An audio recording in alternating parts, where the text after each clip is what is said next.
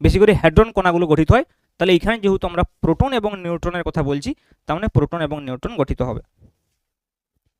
Clear?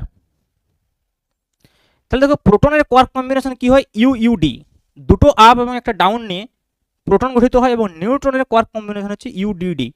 তো তোমরা যদি একটু ভালোভাবে এটা দেখো, মানগুলি যদি আমি বসাই, দেখো আপ আপ ডাউন, তাহলে আপ বলতে 2/3, তাহলে +2/3 ই, +2/3 ই, আর ডাউন মানে -1/3। এটা যদি যোগ করে দেখো তাহলে প্লাস ই পাবে, যেটা প্রোটনের অ্যাকচুয়ালি চার্জ হওয়া উচিত। দেখো 2 2 4 -1 3, তার মানে 3e/3 মানে প্লাস ই। দেখো তো এইটাই তো হওয়া উচিত, প্রোটনের আধান প্লাস ই।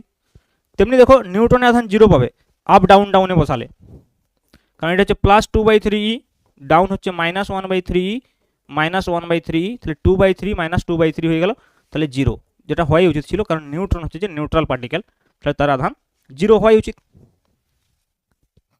বুঝা যাচ্ছে? তাহলে এই